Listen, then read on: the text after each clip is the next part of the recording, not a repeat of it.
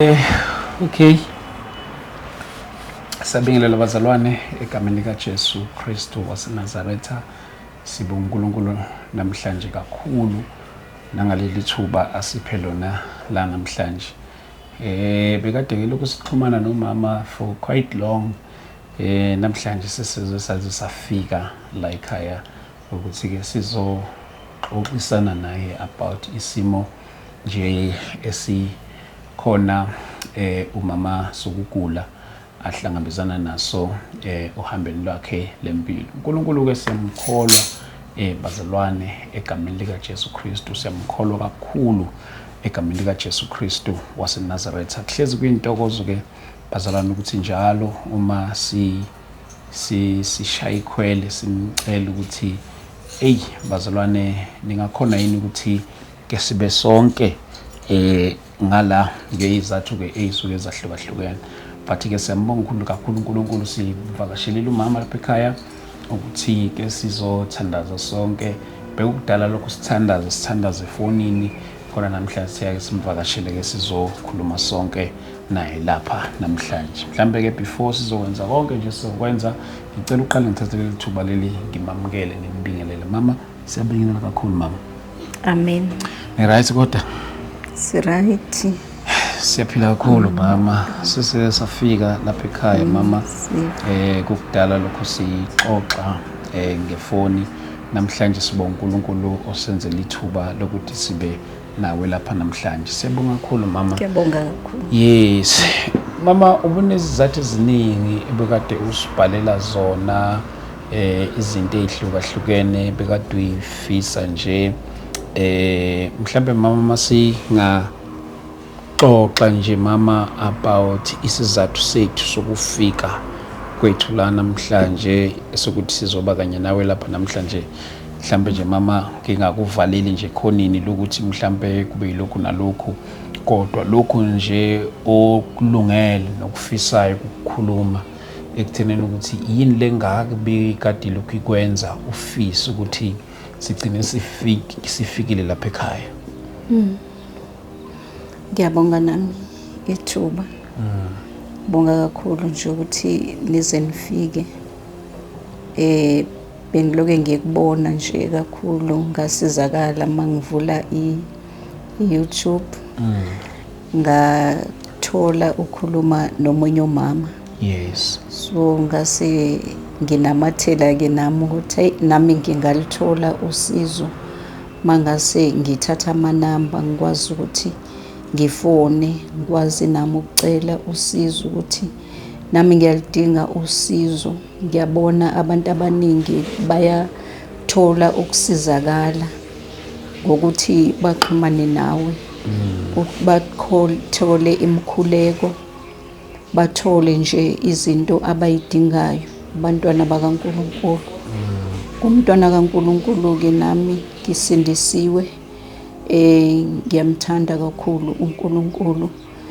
Senginesikhathi eside lento iloke ngiphethe, yangiqala kancane ngilongithi izophela.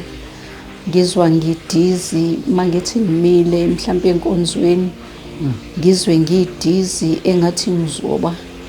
Bebethanda ke enkonzweni ukuthi bangenze mhlambe uMC, bebona ukumthanda kwami uNkulunkulu nokuba powerful ezintweni zikaNkulunkulu, nomculo nguthanda. ngiwu-MC nje okwaziyo ukuthi abantu bakwazi ukuthi banyakaze bayizwele ukuthi bakuphi. So ngelinye ilanga mangimile enkonzweni ngiwu-MC, ngiyezwa ukuthi no namhlanje ngathi isimo asingivumeli kahle. Ngizwa mangimile engathi ngizowa. Ngalelo langa bengu-MC osukuma ahlali, kanti umthetho wami mangu-MC bengigijima nendlu yonke ukuhlala phansi ngingakwazi. So ngalelo langa ngazwela ukuthi no angikho right, ngiyagula, ngiyezwa nje kakhulu ukuthi umzimba awukho right. Sacabanga-ke ukuthi ngenzeka ukuthi nginenyongo. Ngayikhipha inyongo, kwadlula kwafana. Ngaya ku-doctor, kwadlula kwayifanela, ngilongithi kuzophela. hayi into yakhona yaqhubeka. I think now it's 14 years ngilele phansi, lento ingiphethe. Sengihambe odoctor abaningi, ngingena ngiphuma ey'bhedlela ama-specialist, akukho lutho nokukodwa okusebenzayo kulo mzimba. So mangisuka eNatal ngoba ngwaseDurban, Okay. besihlupheka kakhulu. Into okuyiyona eyangiletha kuleli goli, nginomntana wami lo emncane, Yes. singenayo indawo yokuhlala. Njoba ngike ngasho ukuthi ngumuntu onganamuva nephambili, ngimuntu ongena umuntu ongangisiza engingabika kuyena iy'nkinga zami. Anginaye, anginamfowethu, anginadadewethu. So besihlala, ngithole umsebenzi obuye uphele, ngimfundisa lo mntwana lo. Sihlala, asikaze silale estradini, but besihlala estradini. Yeah. Ahambe aye esikoleni, ngiyohlala mhlambe eShelton la kulindwa khona ibhasi or itaxi. Ngimtshela ukuthi siyohlangana khona la kule shelter, siyohlala phansi, singazi ukuthi namhlanje sizolalaphi, singazi namhlanje ukuthi sizodlani. Kodwa esikoleni ngilo ngithe uyakhona. Abantu mhlambe basibone sihleli emashophu la sihleli khona, babuze kade nihleli la, ngishonele nihleli kwazoshaya 10 ingane ngoba isafake uniform, kanti iyo yanini ekhaya. Ikhaya sinalo, sihlala emgaqweni. Mhlambe sisizwe abantu ukuthi namhlanje uzoyolala laphaya. But engikuthanda kakhulu empilweni yami ukuthi angizange ngimlahle uNkulunkulu. Yeah. Sasingenalo ikhaya, kodwa enkonzweni sasiya singadlile, singagezile, singene esontweni, siphume sihambe sizule emgaqweni. Sengibizwa njengomama weplastiki, ngoba eplastikini bekuney'ngubo zokuthi mangabe kukhona osigezisayo sikwazi ukuthi sishintshe. Ngehla ngenyuka naye lo mntwana, angizange ngamshiya. Mhlawumbe ingakho ngingazange ngize ngishade, ngoba bengibheke kakhulu ingane yami, Umntwana wakhe. Yes. ukuthi noma umuntu ethi uyakhuluma nami, ngangimtshela ukuthi mntana umuntu, mina nginey'nkinga ey'ningi ongeke ukwazi ukuy'mela. Sihle senyuka naye, kodwa ngathola omunye umngane wami esasikhonza naye, wathi Dudu, kanjani mangaze ngikucelele ekhaya ukuthi uLinda umthathe ngimcelele kubazali, ungcono uzule wedwa, ngoba ngangiye ngizule ngiphambane ney'mvula, ngiphambane nemibani, ngingazi ukuthi ngizolalaphi, ngibe manzi. Ngehla ngenyuka ngifuna umsebenzi ngingawutholi, kepha engikuthandayo angizange ngimshiye umntwana wami. Ngaya kwelinye isonto la sifike sakhonza khona.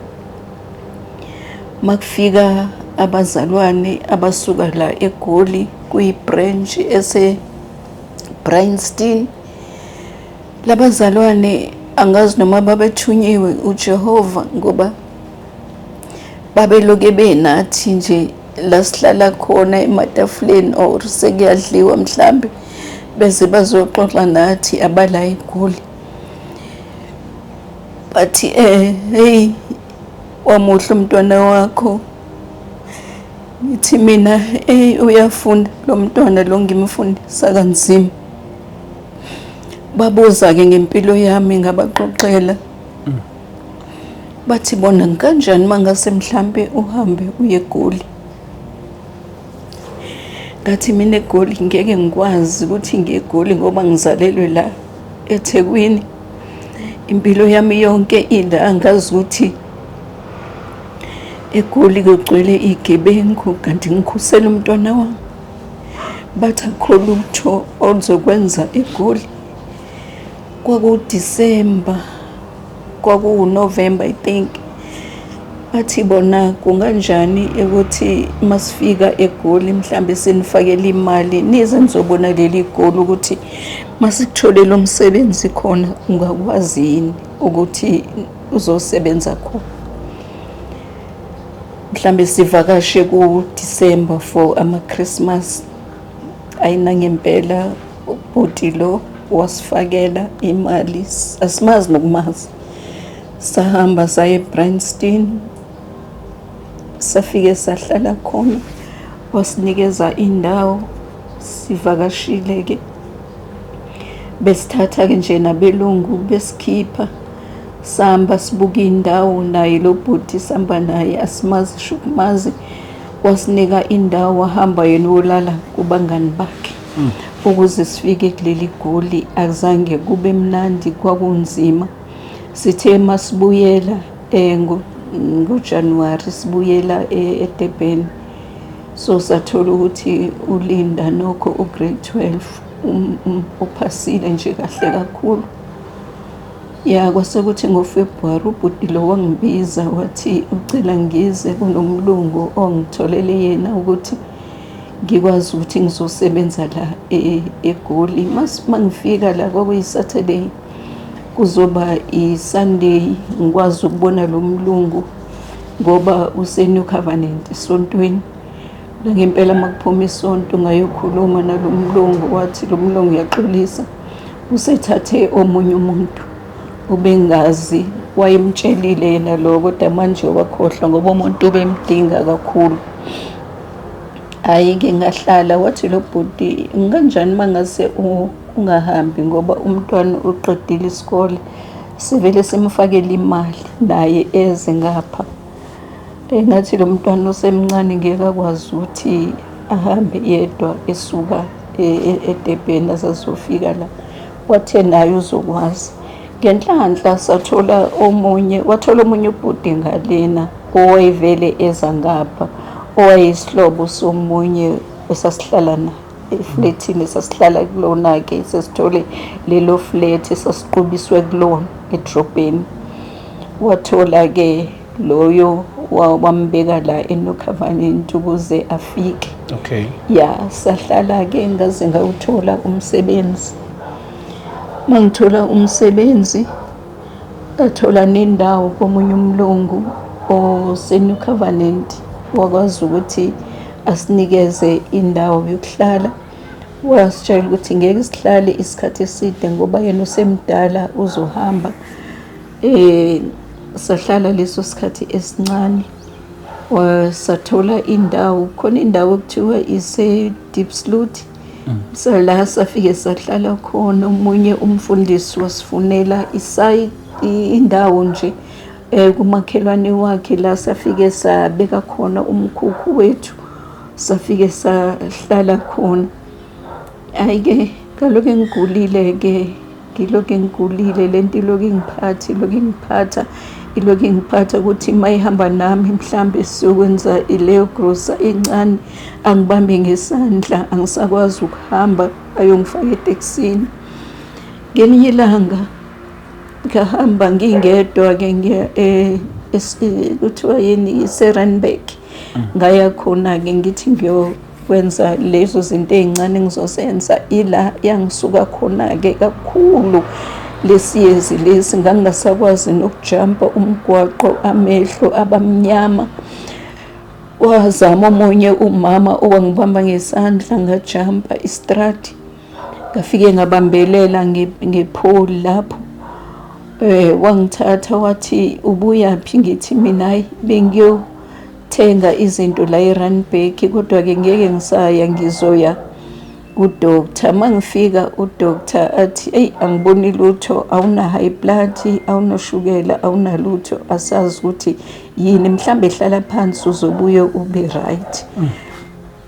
ayina ngempela ngihlale phansi ngimfonele ke uLinda ukuthi senginenkinga kanje, athi yena ayima uzoba right, hamba nje kancane uzufike etaxini la uzokwazi ukuthi ubuye uze endlini. Ngathi sesahleli lapho eDeepsloot, kwathi ngelinye ilanga ngayanga nje emsebenzini ngihleli ngilalele iradio, inkonzo kwakuwukhozi Thursday, inkonzo yabomama Dudu Khoza, ngimlalele khona ngizwa into ekhona ngayizwa ekugcineni isiyophela ukuthi kufunakala ihlobo, kodwa ngangezwe ukuthi ezikabani. Kwase kubalwa uDudu Mbatha, lelo gama ngalizwa, uLinda Mbatha ngalizwa lelo gama. Kusho ukuthi into yakhona isiyaphela, basebesho nesibhedlela la umuntu wakhona ekhona, okuthiwa isibhedlela sakhona isosindisweni esingapha eNatal. Ngafonela omunye umama engangimazi ukuthi lo mama lo mhlamba ngangisiza, mhlamba ngabe sazi lesibhedlela. Nangempela ke lo mama lo wathi ngiyasazi leso sibhedlela usindisweni. Kahle kahle nginabantwana abawu2. Umfana lo washona.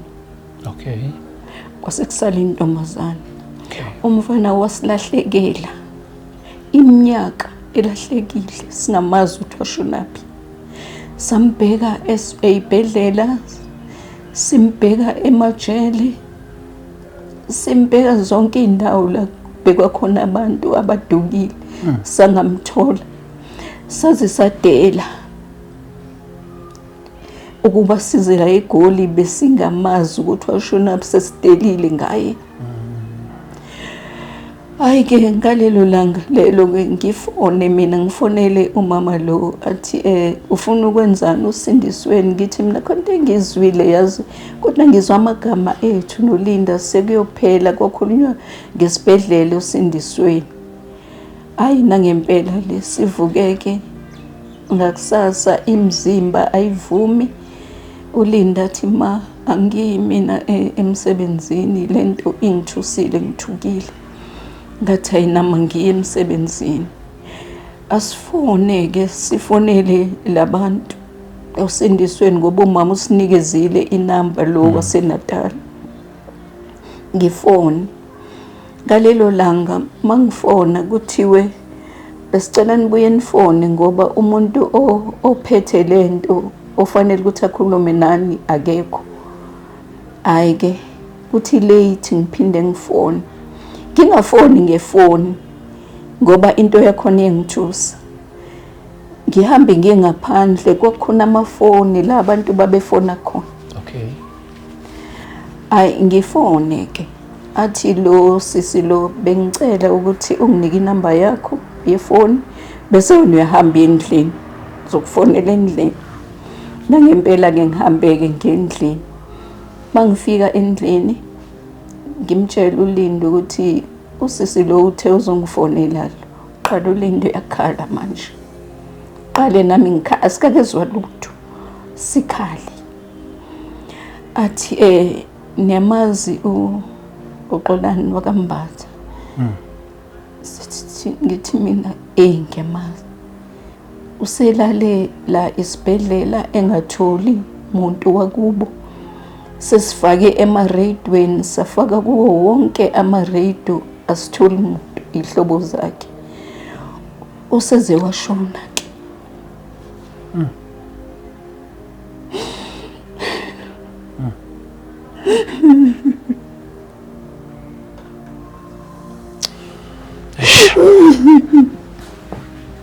I'm so sorry, ma'am.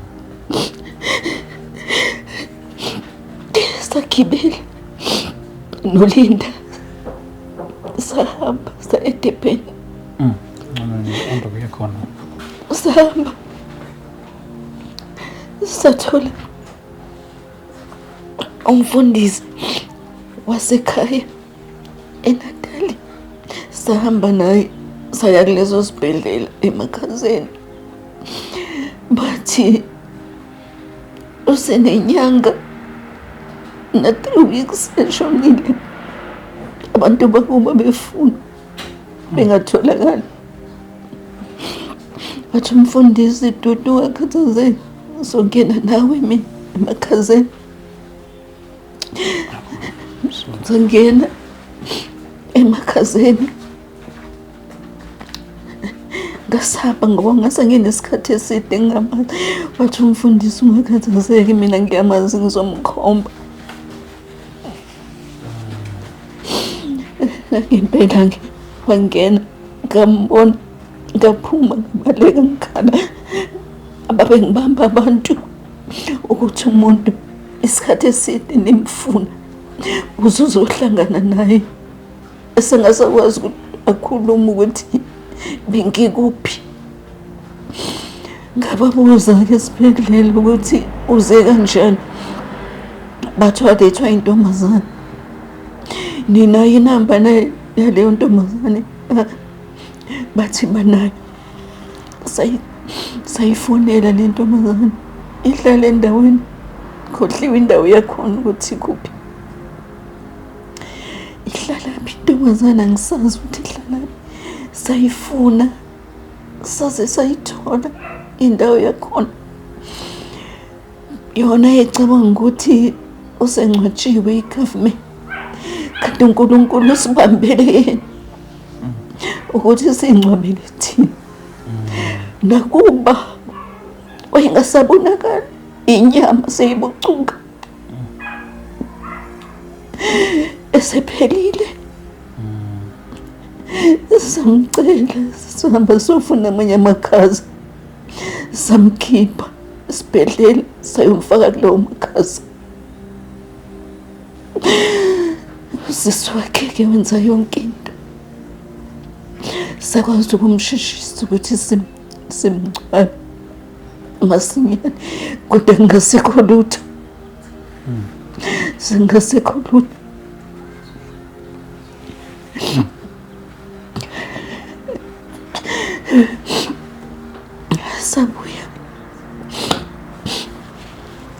Sabuya siza la eGoli-ke, sesibuya.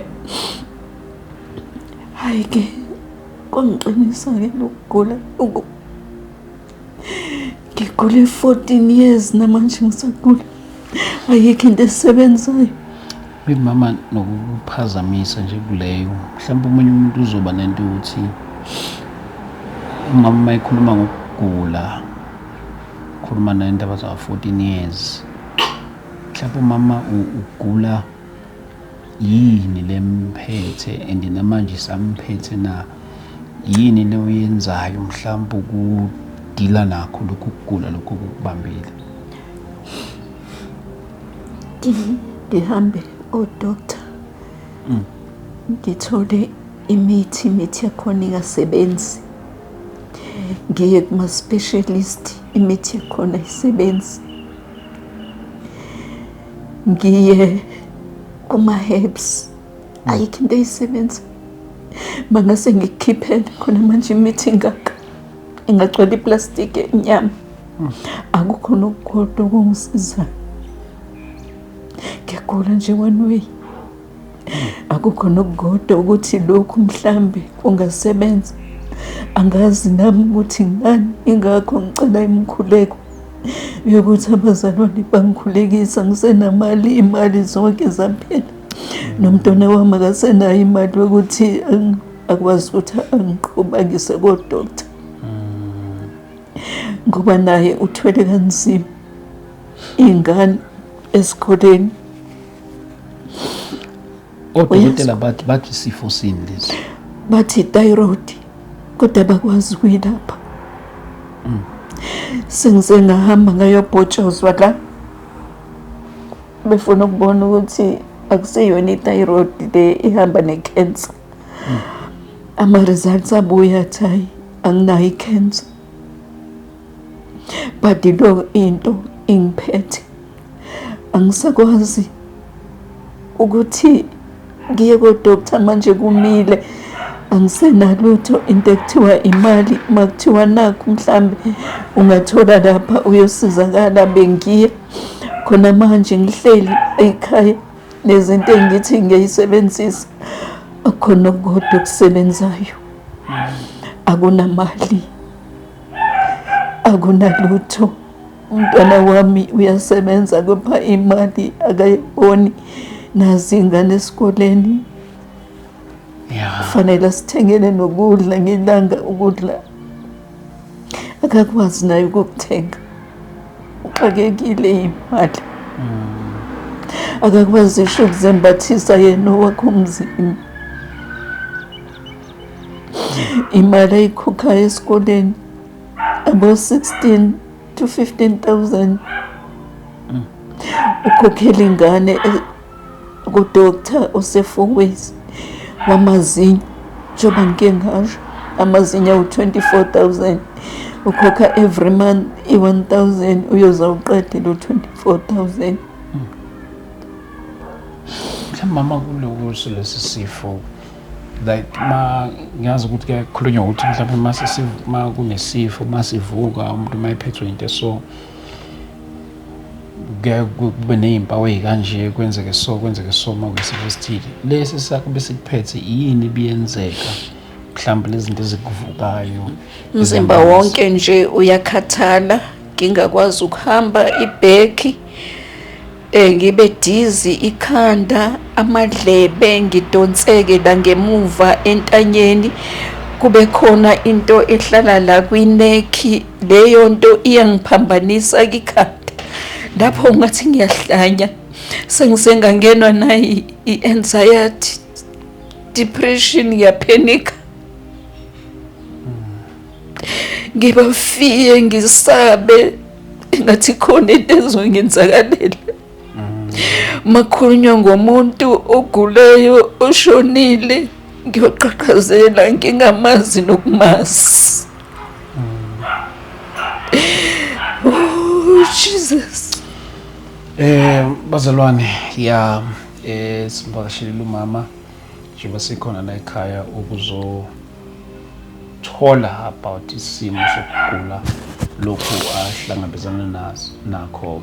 Kudala lokhu sixhumana ngefoni, sithandaza efonini, simkholwa uNkulunkulu, namanje sisamkholwa uNkulunkulu ukuthi ikhona into azoyenza empilweni yakhe. uNkulunkulu uthembekile, siyamkholwa kakhulu bazalwane, egameni likaJesu Kristu waseNazaretha. Ngicela nje nanoku-extend this invitation to all intercessors, wona wonke umuntu okholelwa emthandazweni, okholelwa emandleni kaNkulunkulu, to join hands together for our mother esinayo lapha namhlanje ngesimo sakhe lesi ahlangabezana naso ngenxa yesimo. Asikwazanga ukuthi sihambise isitudio, kodwa we decided to come by ourselves ukuthi size lapha khona naye sizoxoxisana naye about isimo lesi ahlangabezana naso. uNkulunkulu siyamkholwa futhi uthembekile bazalwane, egameni likaJesu Kristu waseNazaretha. Bandla lonke and all the intercessors, pastors, njalo wonke amanxusa, ngiyacela abantwana benkosi to pray for impilo kamama kanye nomndeni wonke aphilisana nabo la ekhaya. Mhlawumbe mama, before sizokubhedela sizoshiya umthandazo lapha ekhaya, sizothandaza mama. Mhlawumbe before sizothandaza, uma kukhona okunye ofisa sengathi ungakusho kubantu bonke abalapha emakhaya abasibukelile before sithandaze la ekhaya mama. Bengicela nje bazalwane ukuthi bangixhase ngimkhuleko, noma bengixhasa ngokuthi ngithole usizo, ngoba omunye umama uthe kufanele ukuthi akwazi ukuthi angidetoxe kuphume yonke into, amaphilisi esengikwadle kakhulu, and akusekho philisi elisebenzayo kimi ngaphandle ukuthi angidetoxe, akwazi ukuthi nje angiqale phansi. So amandla anginawo ukuthi imali ayifunile ngikwazi ukuthi ngimkhokhele yona. Bengicela nje ukuxhaseka ngaleyo nto ukuthi mhlambe umama nje obebizile le mali ayibizile, izinto ziningi ayishilo kufanele ukuthi ngizenze, namehlo amehlami awekho right, amaglasi untombazane wami wangithengela awavumi kwawona ukungena emahlweni, kuvele kube ngathi ngiyahlanya. Mangike ngawafaka indlu yonke kube ngathi iyaphenduka, kuphenduke konke namakhabethe endlini kube ngathi ngizowa. Isiyezi lesi singiphethe siqale phansi kuduma amadlebe. So angazi uNkulunkulu engathi angangenelela. Ngumzalwane ngiyamthanda uNkulunkulu, ngisindisiwe phansi kwe-Assembly of God. Yeah, nabo manje abasazi ukuthi benze njani. Yeah. Bakhulekile abasazi kangangoba ngiyibona mina engathi semingilahlela ithawula. Lokuthi angeke ngisakwazi ukuthi ngiphinde ngiphinde ngisukume, kanti ngiyamkholwa uNkulunkulu. If nje ngingaqhaseka mhlambe lapho ukuthi umama lo angisize, nokuthi mangithola umuntu ozongihambisa angisekhona eFosloras umama lo ukuthi angisize ngalento angifanele ukuthi angisize ngayo. Njengoba ngisho ukuthi ziningi izinto ayibalile, kodwa lokhu okubaleke kakhulu uthe ucela ukuthi ngiqale ngamehlo bese iyangidetoxa, then okunye bese kulandela ke kuzobonakala emva kwalokho okunye ngoba kuningi okufanele ukuthi angenze khona. No, akunankinga mama, kuzokele kakhulu kuzokwenzeka lokho ke. Imoto uyikhile lapha ngaphandle, mhlawumbe ukuthi ungayikhembe ufunda iBhayibheli, but it's fine. Kulungile mama, siyabonga mama kakhulu nokuthi usivumele sizongena lapha espaceni sakho sizokhulumisana kanye nawe ngesimo sempilo okusona. uNkulunkulu mama ke siyamkholwa, lithi izwi lakhe akukho okungenzeki kuyena, nakanye akukho okungenzeki mama kuNkulunkulu. uNkulunkulu ke uyena mnikazi wamandla, uyena ophethe lonke igunya elikhona. Nakuba sithandaza simnxusa konke kusecebeni lakhe. Futhi uNkulunkulu yonke into esiyicele kuyena. Ngiyaye ngithi ke mina kuningi singakukhulekelanga kodwa uNkulunkulu wakubeka ezandleni zethu, futhi kuningi sikukhulekelile kodwa izandla zethu ayikwazanga ukuthi zikubambe. So ngamanye amagama uNkulunkulu simkholwa noma singakabambi lutho ukuthi lokhu akumele akwenze uzokwenza ngokwentando yakhe. So siyamkholwa mama uNkulunkulu nangesimo sempilo yakho, ukuthi uNkulunkulu uzozilandela yena udumo lwakhe ngesimo sempilo yakho uma esekuphulukisile. Futhi uNkulunkulu angenza noma yini uma esefuna nje ukuzikhandela lwakhe udumo. So asinalo udumo ke nangayo yonke into eyenzakala, nangayo yonke into uNkulunkulu azoyenza phezulu kwempilo yakho, asinalo lokuncane udumo lungelukaNkulunkulu. Siyamkholwa kakhulu mama uNkulunkulu egameni likaJesu Kristu waseNazaretha. Before nje sihambe mama, ngizofisa ukuthi mhlambe sithandaze egameni likaJesu Kristu waseNazaretha. Yes. Baba siyabonga egameni likaJesu Kristu waseNazaretha. Amen. Elamandla Thembekile wethu Jesu Akekho Kristu njengawe. waseNazaretha. Nkulunkulu Inkosi wethu oyingcwele, yamakhosi sifikile uphakeme, kuleli khaya, sikunikeza Nkosi yami udumo, sikwethembile Nkulunkulu wethu sithembe oyingcwele, wena Baba wethu ngamandla oyingcwele. nangomsebenzi Sithemba ozowenza Nkosi kule ndawo. yami, amen zonke Oh, Baba wethu ukuthi Nkulunkulu wena namandla. unguThixo.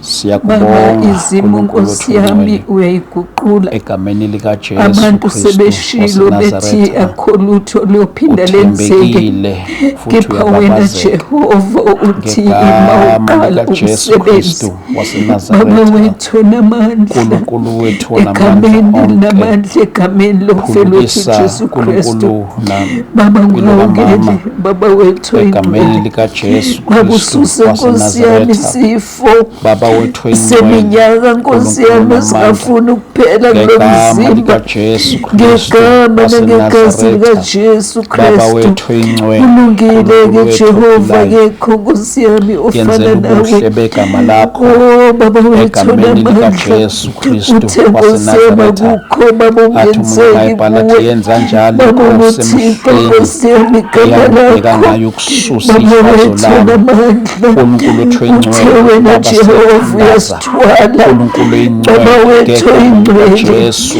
ngegama Kristu likaJesu waseNazaretha, Kristu. Baba Uthe wethu Baba wethu odumileyo, oyingcwele, yenza wathi amandla akho ezandleni zakho aveze kule kunamandla, ndawo. akemthintela wamandla. Baba wethu Ngegama oyingcwele, likaJesu ngegama nangegazi likaJesu, akemthintele ezozandla Baba wethu ezabhotshozwe eKalvari. siyalithanda silethembile Baba wethu namandla ngegama uphakeme, likaJesu Kristu uyinkosi yamakhosi, waseNazaretha. akekho Baba Nkosi wethu yami oyingcwele, onjengawe. siyathandaza Baba uNkulunkulu oyingcwele, uqhelise Nkosi yami thela umusa besifo. wakho nakuleli Baba khaya, wethu engazi thela ukuthi umusa sangena wakho kanjani. nakwimpilo kamama, Baba wethu oyingcwele, egameni ngegama likaJesu Kristu likaJesu ngiyakhuleka, waseNazaretha. akekho Izifo Nkosi yami ofana zonke, nawe. Oyingcwele, Baba wethu isekhathi oyingcwele, sibiza igama uyinkosi likaJesu yamakhosi, Kristu waseNazaretha. uthe Baba likho Baba igama engaphezu kwamagama onke, igama likaJesu Kristu. Uthe wena Jehova uyasithwala. Baba wethu oyingcwele, wenze wathi wasetshatha. Baba wethu namandla, Baba wethu wathi usithwala Nkosi yami sibancane. Baba wethu oyingcwele, size sibe yimpunga, sibe badala. Baba wethu wezihluleke nathemfeleni. Baba wethu besikhanda khona Nkosi yethu namandla, endaweni Nkosi yami esenatali. Baba sibeke sithwele nguwe. Baba wethu singaze sizohlalaphi solana sidleni, kepha wena Jehova wenza isu. Baba wethu namandla, Baba wethu oyingcwele, uthezi bakho Nkosi yami lingamandla, wathi izibakho Nkosi yami lingamadoda. Baba usiqondise endleleni, Baba namandla wonke. Siyabonga Nkosi yami ubukhulu nobukhosi bakho.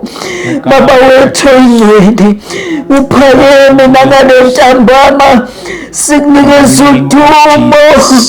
Uyinkosi yamakhosi, gama elingaphezu kwamagama onke, gama likaJesu Kristu.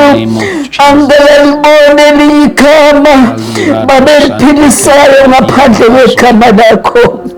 Baba wethu namandla, uthe Nkosi yami nasemanzini abilayo, usho njalo umculo wasegospeli, uthi ngiyohlala ngingedwa ngilindele uJehova, noma amanzi engishisa, kepha ngiyohlala ngingasuki. Oh my Lord, oh Jesus. Thank you, Lord. Ngegama likaJesu. Bahlala abantwana bakhe emlilweni. Baba wethu oyingcwele, wabona sekuqhamuka omunye wesine, kepha Nkosi enamandla bemfaka bathathu. Ngegama likaJesu yayisiqhamukile ingahlangahla yezulu. Oh Jesu, take the bread. Lara dosan take the bread do koshan.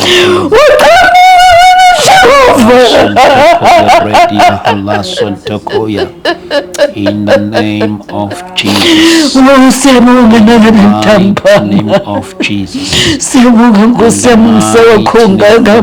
Jesus. Ngiyabonga Jehova nokuhanjelwa. Bengingiyini mina Jehova. Ukuhanjelwa Nkosi yami umgcotshwa wakho. Baba umgcobile Nkosi yami ingcwele. Ukuthi ngingambuza ngelinye ilanga. Ukuthi Nkosi enamandla. Umntwana wakho wamkhetha baba wethu. Entsheleni Nkosi yami kubantu kade babehamba nevangeli. Kepha wazogcoba Nkosi yami umntwana wakho. Wambona Jehova ukuthi nomsebenzi angawenza. Baba wethu namandla. Ngigama likaJesu.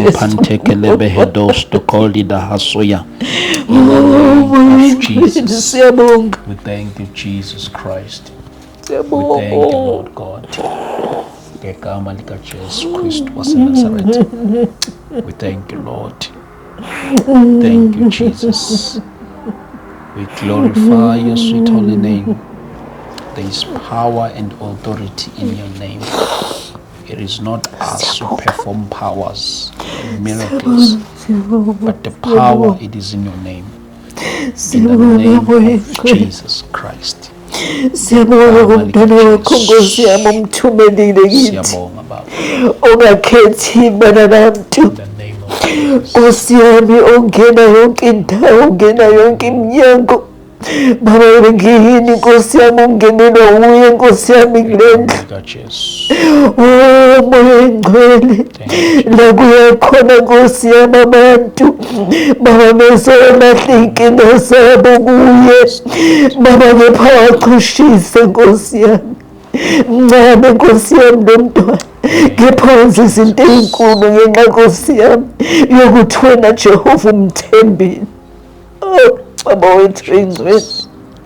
Siyabonga. Siyabonga. Siyabonga. Jesus. Oh yes, Lord. Thank you, Jesus. Siyabonga. Siyabonga kakhulu mama. Egameni likaJesu. Egama likaJesu. Before ngihambe nje mama ngiyafika enhlizweni yami. Ngicela ukuthandazela mama. Ngegama la ungahlala mama khululeka. Baba siyakwethemba uNkulunkulu wethu oyingcwele egameni likaJesu Kristu waseNazaretha. Akusithini esenza izimangaliso kodwa amandla egama lakho. Sibiza lona ke lelo gama abasendulo abalithemba uNkulunkulu benza izimangaliso ngalo. Kuseyilo alikashintshi namandla alo kusaseyiwo awakashintshi. Siyakwethemba oyingcwele. Siyakwethemba ngegama likaJesu Kristu waseNazaretha. uNkulunkulu wethu oyingcwele sikwethembile. uNkulunkulu onamandla. Ngiyathandaza ngempilo kamama uNkulunkulu onamandla. Ngegama likaJesu Kristu waseNazaretha siyathandaza moya ingcwele, moya weqiniso ukuthi uNkulunkulu onamandla umphilise egameni likaJesu Kristu waseNazaretha.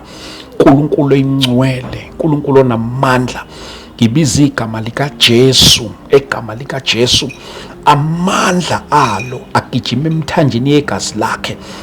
Ngegama likaJesu Kristu waseNazaretha amandla egama uNkulunkulu oyingcwele agijima umzimba wakhe wonke egameni likaJesu Kristu waseNazaretha. Baba oyingcwele, I pray and I trust in you for your healing power in the mighty name of Jesus Christ. Lord God, I trust in you, oh God, in the name of Jesus.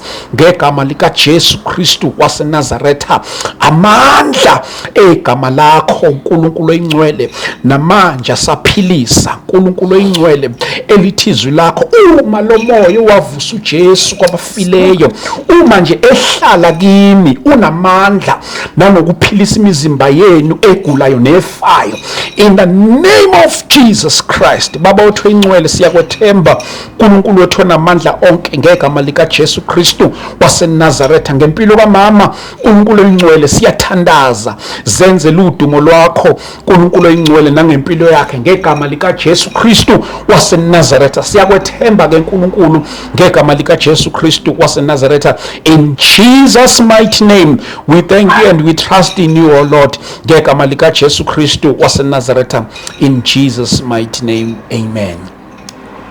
Amen. Mama siyabonga kakhulu mama. Siyabonga kakhulu mama. uNkulunkulu akaqhubeke mama kufihle. Siyamthemba ngempilo yakho. Egama lika Jesu Kristu waseNazaretha. Sibonge mama ukuthi ushare nathi lesi sikhathi uba sizokhuleka kanye nawe lapha ekhaya. Kusemkhulekweni yethu mama siyoqhubeka sikukhulekele nasemakhaya sikukhulekele konke lapha esihamba khona. Siyamkhola uNkulunkulu kakhulu mama. uNkulunkulu nje akugcine akufihle kanye nomndeni wakho. Umkhuleko ke awumile usaqhubeka siyokukhulekela noma sesisemakhaya. Nabazalwane ngibacelile ukuthi bathandaze nawe emakhaya bonke ama-intercessors lokhu ekhulekile akukhulekela mama. Siyabonga kakhulu mama egameni lika Jesu Kristu. Kakhulu nami ngiyabonga nje ukuthi kube khona nami engikwaziyo ukuthi ngikukhiphe ngempilo yami. Ngoba sengize ngangenwa ile anxiety nje mhlawumbe ngokucabanga nanokuthi uNkulunkulu Nkosi yami ngemkhonza kangaka akuthanga ngiphilise. Even ukuphuma laphandle angikwazi la nje laphandle ukuphuma nje angikwazi. Ungathi ngizowa ngivele ivuke lento lela entanyeni ishaye ngamandla ngibe nedizi ngathi kuvaleka amehlo. So ngisaba nje ukuphuma nje kwasemnyango noma ngingedwa kushaya umuntu angikwazi ukuthi ngiyomvulela njengoba bengisho nje ukuthi hayi ngihluphekile shem nalomntwana ngehla ngenyuka naye. Masilalisiwe emzini yabantu kufanele ukuthi ngabo 4 ekseni sivuke ngiyohlala naye emgaqweni ukuthi ngo7 ngimtholele itaxi ezokwazi ukuthi emsebenzini bese ngiyazula ke mina. Abanye abantwana baphatha ama lunch box lo wayengaphathi lutho. So zonke lezi zinto nje angizange ngize ngibe right uzule nestrati sonke ungazi ukuthi kodwa ntambama ngizolalaphi. Singena umuntu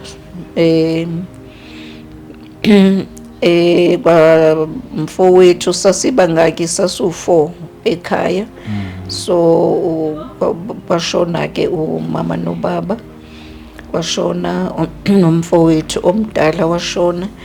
Kwasala laba abanye sadukelana sangatholakala ulokuzwa nje kancane ukuthi ubani akasekho. So nami nje la ngikhona eNatal abantu abaningi abangazi nokuthi ngashonaphi ngokuhlupheka.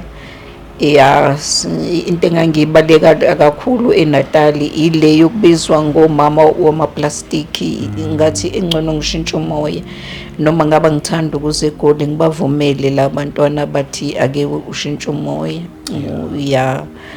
So impilo yami nje yabanjalo asinamova nje nalomntana wami asinaphambili.